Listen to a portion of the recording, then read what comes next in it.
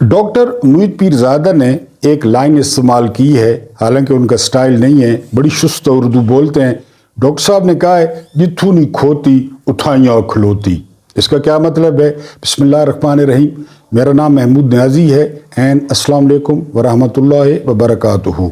वो बात कर रहे थे इस कॉन्टेक्स्ट में कि इस्लामाबाद के एक डिवीजनल, 2 रुकनी डिवीजनल बेंच जनाब मियाँ गुल हसन औरंगज़ेब और सुमन रिफत या समन रिफत, उन्होंने जेल ट्रायल को गैर कानूनी करार दिया था और उन्होंने कहा था कि ओपन ट्रायल होना चाहिए। अगर जेल में भी हो तो उसमें सहाफ़ी मौजूद हो, उसमें मीडिया मौजूद हो, उसमें घर के अफराद जो सिविल सोसाइटी मुकदमा देखना चाहे, सुनना चाहे, वो वहाँ पे मौजूद हो। लेकिन जिथूनी खोती उठाइयाँ खलोती अबुल हसनात जुल्करनैन ने आज से जेल में फिर ट्रायल शुरू कर दिया है और वो उस जो है वो हुक्म की पाबंदी कर रहा है जिसमें आमिर फारूक ने कहा था कि 1 महीने में इस केस का फैसला किया जाए। हालांकि जितने दिन पहले सुनवाई हुई वो सारे को जो डिवीजन बेंच था उसने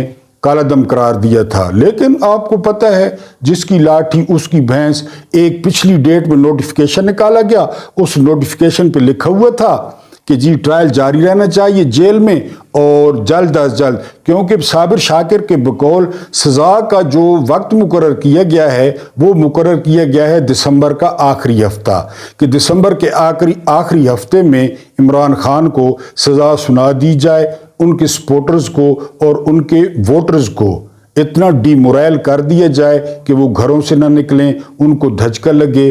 वरना आज आपने देखा कि बैरिस्टर गौहर बिला मुकाबला चेयरमैन मुंतखब हो गए और उमर अयूब खान जनरल सेक्रेटरी मुंतखब हो गए। बस बैरिस्टर गौहर को ये बताना था कि उन्होंने ये ख्याल रखना है कि वो भी पठान है और जिसकी सीट पर वो बैठे हैं वो भी पठान है और आपने अमानत में ख़यानत नहीं करनी। और याद रखना है कि इस चेयरमैनशिप में किसी के 27 साल लगे हैं, किसी की खूबसूरत जवानी लगी है, किसी के बर्बाद घर लगे हैं, किसी की जेल लगी है, किसी की बेटों से दूरी लगी है। बस बैरिस्टर सैफ साहब आप बुनेर के हैं मैं जानता हूँ, लेकिन आपने ये ख्याल करना है कि किसी ने अपनी खूबसूरती दे दी, किसी ने अपनी जवानी दे दी इस चेयरमैनशिप को, तो आपने ये ख्याल करना है। तो बहरहाल बात हो रही थी जिथू नहीं खोती उठाइयाँ खलोती। अबुल हसनात जुल्करनैन ने ट्रायल शुरू कर दिया है। वो डिवीजन बेंच का फैसला किधर गया, नए सिरे से शुरू करें, सिविल सोसाइटी को इजाज़त दें, सहाफ़ियों को इजाज़त दें। वो यहाँ पर कौन से जज थे, केड़े जज थे, केड़ियाँ अदालतां, यहाँ पे एक गुल्लू शाह मेला है जो जारी है, जहाँ पे चरस भी पी जा रही है, धमालें भी डाली जा रही हैं, जुआ भी खेला जा रहा है, जलेबियाँ भी हो रही हैं और समोसे भी बिक रहे हैं, बातें भी हो रही हैं। ये गुल्लू शाह वाला मेला है। तो ये गुल्लू शाह वाला मेला है, जिथू नहीं खोती उठाइयाँ खलोती। वो वकीलों ने इतने दलाइल दिए, सुलेमान अकरम राजा ने हद कर दी, इतने खूबसूरत दलाइल दिए जितनी खूबसूरत पर्सनैलिटी के वो मालिक हैं। लेकिन अबुल हसनात जुल्करनैन ने वो पीछे से फुल चाबी भरी हुई आई, वो चाबी छोड़ें तो वो कारें इस तरह करती हैं। उसने फिर आज से ट्रायल शुरू कर दिया है और उस पर कंप्रीहेंसिव तबसरा किया है डॉक्टर मुईद पीरजादा ने, और वो तबसरा ये है कि जिथू नहीं खोती उठाइयाँ खलोती। कल के वीलॉग में बताया था कि a nation strength does not depend upon its wealth but depend upon its man of high character. They dig the pillars of their nation very deep and lift it to the sky. They stand fast to the last, आखिरी दम तक डटे रहते हैं, stand fast to the last. कल के vlog में आपने नहीं सुना, बहुत कम लोगों ने देखा है और सुना है, वो लाजमी देख रहे हैं। डॉक्टर महमूद अहमदी निजाद साबिक सदर ईरान का आपको किस्सा सुनाया, आप मोटिवेट होंगे। आपने बच्चों को सुनाना है कि कोई फ़र्क नहीं पड़ता, आप लोहार के बेटे हैं, आप मोची के बेटे हैं, आप नाई के बेटे हैं, तमाम इंसान बराबर हैं, तमाम इंसान अशरफुल मखलूक़ात हैं। आज एक और किस्सा कि मेरे पास 2 रास्ते थे, अगर पहला रास्ता मैं चाहता तो खुद को अमीर कर सकता था, नवाज शरीफ की तरह, जरदारी की तरह, शहबाज शरीफ की तरह। اسحاق چنن دین اسحاق ڈار کی طرح دوسرا راستہ تھا کہ میں اپنی قوم کو امیر کر دیتا، اور میں نے دوسرا راستہ اختیار کیا۔ اس شخص کی کہانی سنتے ہیں، میں آپ کو سناتا ہوں، امید ہے آپ غور سے سنیں گے۔ حیات بھی مختصر ہوتی ہے اور حکومت بھی۔ ایلوستار 2 حصوں میں تقسیم تھا۔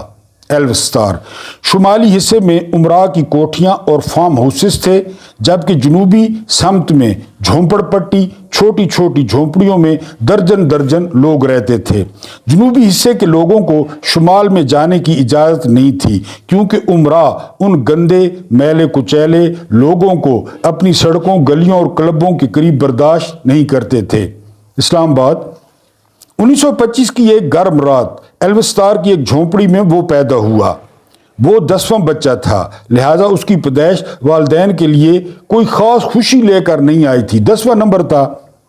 اس کے والد اسکول ماسٹر تھے، آمدنی کم تھی اور مسائل زیادہ، چنانچہ والدین کا ہاتھ بٹانے کے لیے وہ چھٹیوں میں منڈی میں کیلے بیچتا تھا۔ نوجوانوں، کیلے بیچتا تھا۔ وہ ایک عام سوکھا سڑا سا نوجوان تھا جس کی شخصیت میں کوئی کشش نہیں تھی۔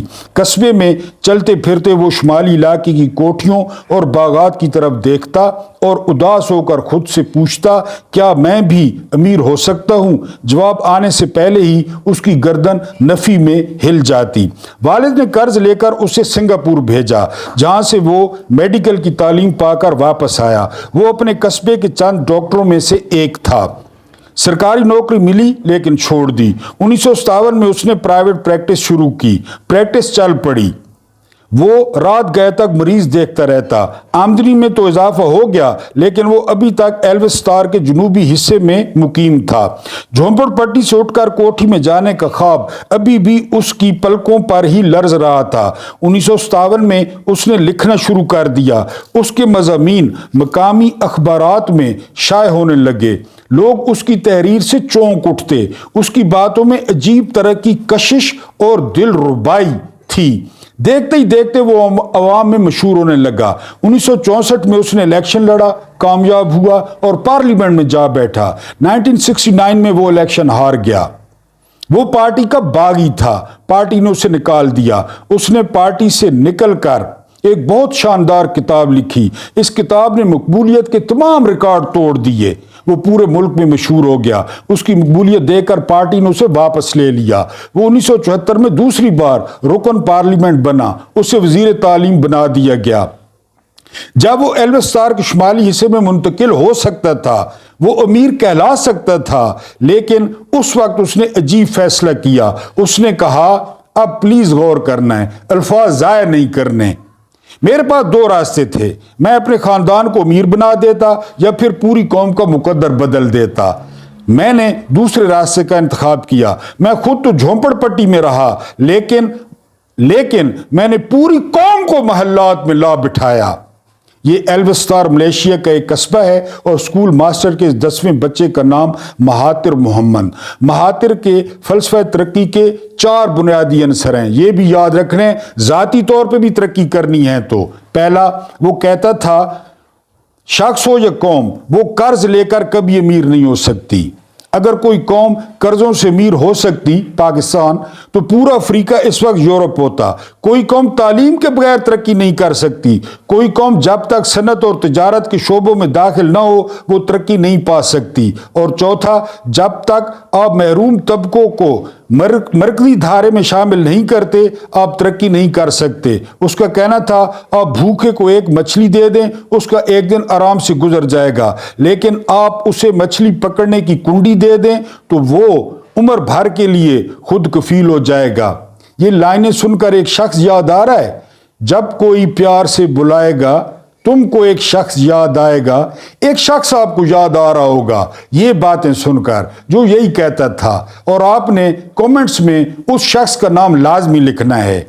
اس نے اقتدار سنبھالتے ہی چند دلچسپ فیصلے کیے۔ اس نے ملیشیا کے تمام دیہات میں سیکنڈری اسکول کھول دیے۔ اس نے देहाती बच्चों को स्कॉलरशिप पर शहरों के कॉलेजों में दाखिल कराया और यूनिवर्सिटियों में गांव के तालिब इल्मों का कोटा मखसूस कर दिया। इन इक़दामात के नतीजे में मलेशिया के देहात में तालीम 100% हो गई। उसने सरकारी खर्च पर बासलाहियत नौजवानों को अमरीका और यूरोप की यूनिवर्सिटियों में दाखिले दिलाए। उसने यूरोप और अमेरिका में काम करने वाले मलेशियाई नौजवानों को पेशकश की, आप जो मुआवजा अमेरिका में ले रहे हैं उस तनख्वाह पर मलेशिया आ जाएं।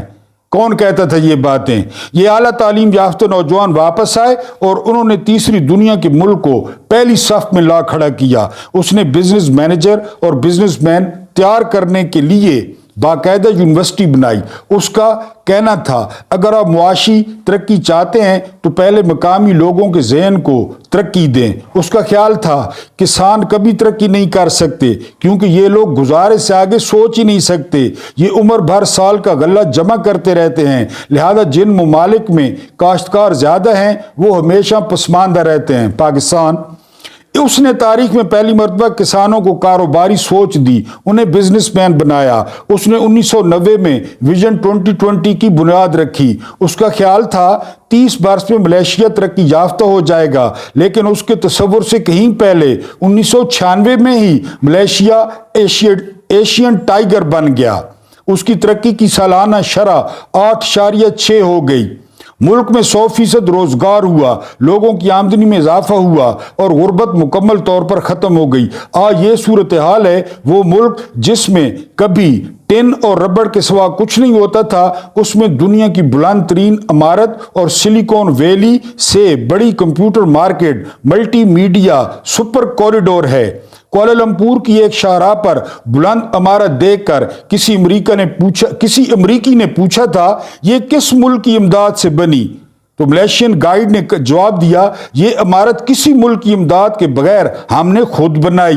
अमरीकी ने फौरन जवाब दिया ये हो ही नहीं सकता, इतनी शानदार इमारत किसी एशियाई मुल्क ने अमरीका की मदद के बगैर बना ली हो। ये अमरीकी महातिर से वाकिफ नहीं था, वरना उसे मालूम होता महातिर ऐसे मोइज़े कर सकता है। महातिर मोहम्मद पिछले 22 बरस से मुसलसल वजीर आज़म चला आ रहा है। 22 बरस से वो अवाम के वोटों से मुंतखब होता आ रहा है। इस वक्त उसका शुमार एशिया के तवीलुल मुद्दत वजीर आज़म में होता है। उसकी ये मकबूलियत उसकी मेहनत और नेक नियति की मरहून मिन्नत है। लेकिन उसने 28 जुलाई को ऐलान कर दिया मैं अक्टूबर 2003 में रिटायर हो जाऊंगा। इस ऐलान पर उसकी पार्टी ने बड़ा खूबसूरत तबसरा किया। सुनना है शायद 1000 बरस तक मलेशिया को दूसरा महातिर नसीब ना हो। मैं सोचता हूँ कभी किसी मुर्रिख ने महातिर और पाकिस्तानी हुक्मरानों का तकाबली जायजा लिया तो उसके हाथ क्या आएगा? यकीनन सिर्फ एक नुक्ता उसके हाथ आएगा। महातिर ने अपने खानदान को अमीर बनाने एल्बस्तार के जनूबी हिस्से से शुमाल में मुंतकिल होने की बजाय दूसरा रास्ता मुंतखब किया था। पूरी कौम का मुकद्दर बदलने का फैसला किया था, जबकि पाकिस्तान का हर हुक्मरान अपने आप और अपने खानदान को अमीर बनाता रहा। Avenfield, Mayfair department, Bilawal house, Dubai tower, एक से बढ़ के एक दगड़ दला झोंपड़पट्टी से महल्लात में मुंतकिल होता रहा। चुनांचे हुक्मरान अमीर हो गए और मुल्क गरीब। यकीन कीजिए दुनिया में सिर्फ महातिर मोहम्मद जैसे लीडर ही ताहयात हुक्मरान रहते हैं, जबकि परवेज मुशर्रफ, जफरुल्लाह जमाली, नवाज शरीफ, बेनज़ीर भुट्टो, आसिफ अली जरदारी और चौधरी शुजात जैसे लोगों की हयात भी मुख्तसर होती है और हुकूमत भी। फैसला आपने करना है अब्दुल्ला के बकौल कि आपने इस दफ़ा किन चोरों को मौका देना है, बहुत बड़े चोरों को या मीडियम चोरों को। यह आपका अपना डिजिटल प्लेटफॉर्म है। मैं महमूद नियाज़ी हूँ। चैनल को सब्सक्राइब करें, वीडियो को लाइक करें, दोस्तों और प्यारों तक पैगाम पहुँचाएं, उनमें भी थोड़ी सी जो है वो मोटिवेशन आए और मुझे बर्दाश्त करने का बहुत बहुत शुक्रिया।